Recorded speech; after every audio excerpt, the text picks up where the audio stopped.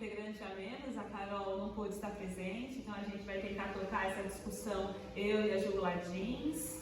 Dando continuidade ao que discutimos na semana anterior, a gente estava finalizando o assunto de prematuridade, onde falamos um pouquinho sobre os fatores de risco e também sobre o que pode ocasionar, né, as lesões do encéfalo de um bebê pré-termo. Então hoje a gente vai falar um pouquinho de paralisia cerebral, né? Então acho que a gente pode tentar dividir essa discussão um pouco sobre o que é paralisia cerebral, e aí nos próximos vídeos a gente vai discutindo outros assuntos, já que paralisia cerebral tem assunto e tem várias discussões que a gente pode, né, fazer durante vários dias. Eu acho que tem discussões não só instrutivas para as pessoas, mas muita coisa que angustia a gente na nossa rotina clínica também, e a gente vai tentando colocar um pouco dessa experiência nas conversas, né?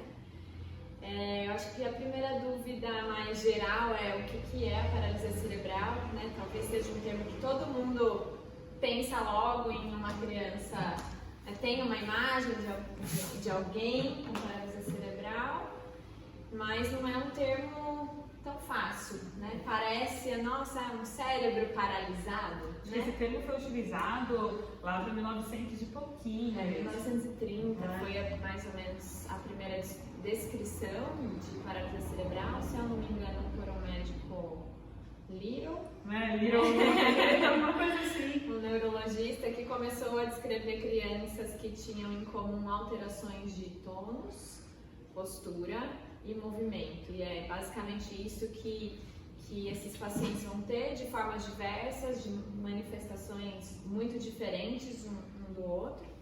E é um termo totalmente incorreto, né? Porque o cérebro não está paralisado. Não paralisa, né? Existe sim, como definição de paralisia cerebral, uma lesão no encéfalo que está em desenvolvimento e que vai levar como sinal a desordem do movimento e da postura. Mas o cérebro não está paralisado, esse cérebro está se desenvolvendo, né? Tem realizado novas sinapses, tem se reorganizado. Acho que a gente tem que entender por que se ainda usa um termo que é errôneo, né? Então ele é errôneo porque a gente pensava em paralisia, e eu acho que isso acontece porque na época lá atrás não tinham tantos exames de imagem como a gente tem hoje para identificar exatamente o que estava acontecendo nesse encéfalo, nesse cérebro. E que como era uma doença que acompanhava essa criança, era uma condição que acompanhava essa criança a vida toda, se imaginava que esse cérebro não tinha um potencial de recuperação. Então acho que esse é o primeiro erro, né? O segundo erro é o cérebro, cerebral. Que não até é difícil, quando eu vou falar é o cérebro, eu falo, não, mas tem outras coisas aí, né? Realmente não tem somente estruturas cerebrais, mas também tem estruturas que não estão dentro desse cérebro, por isso que a gente fala encéfalo, né? Tem cerebelo, tem tronco encefálico, e a lesão pode acontecer em qualquer local desse encéfalo, né? Mas a gente mantém o uso do termo paralisia cerebral, porque ele é reconhecido, né? Reconhecido mundialmente, né? E não é só isso, né? Não é só porque as pessoas em geral conhecem o termo, mas porque as publicações médicas acabaram muitos anos utilizando, não é só em português, né? Em inglês, cerebral palsy é a mesma sigla, o mesmo termo. E porque também acho que a maior dificuldade de todo mundo que quer procurar artigo científico é achar o artigo, né? Os meus alunos falam, mas como é que eu não acho, professora? Porque o descritor não está correto. Então, como é que a gente iria unificar todo o conhecimento, todas as publicações que a gente tem, se a gente alterasse o termo, né? A partir do momento dessas descobertas, e muito do conhecimento ia se perder. Então, se mantém esse termo, mas a gente adota uma concepção atual de que então não é um cérebro paralisado, mas é uma encefalopatia crônica não evolutiva, né?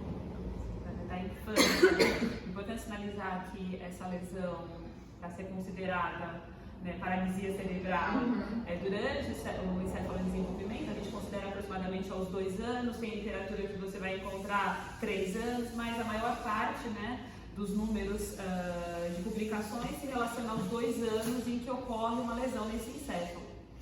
É uma encefalopatia, né? Uma doença do encéfalo imaturo, então no estágio inicial de desenvolvimento. Então essa lesão ela pode acontecer tanto no estágio pré-natal, gestacional, ou durante o parto, e aí a gente chama isso de fator perinatal, e, né, nos primeiros dias ali, após o parto, após o nascimento, e as lesões pós-natais, que são justamente essas que confundem. Ah, será que é uma lesão encefálica adquirida ou é paralisia cerebral? Na verdade, isso é só um marcador didático, não é um marcador que vai influenciar na tomada de decisão clínica, porque a tomada de decisão que a gente vai fazer com esse paciente é baseada no que ele apresenta, nas necessidades individualizadas de cada paciente, né? Então a gente falou das causas, né? A gente explorou muito o que pode acho que vale a pena falar acontecer. também um pouquinho, né? O porquê que essa lesão pode acontecer ainda no momento da gestação.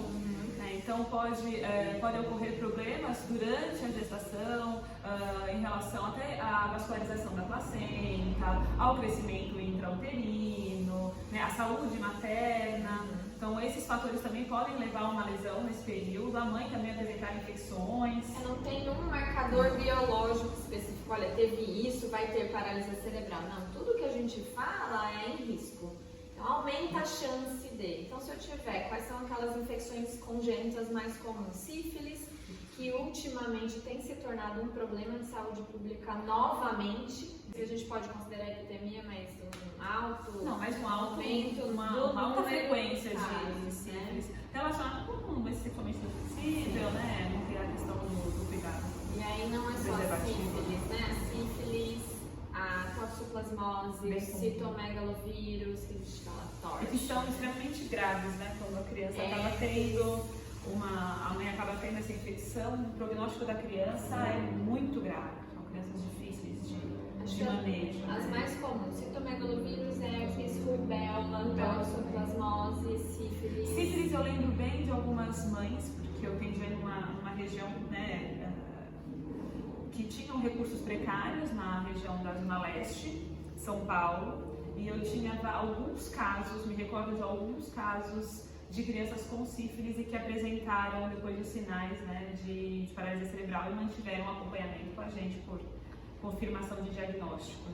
Bom, e saindo um pouquinho das causas relacionadas a infecções, né, a gente tem diabetes gestacional, placenta prévia, a questão de crescimento intrauterino, que também leva a esse bebê não conseguir se desenvolver.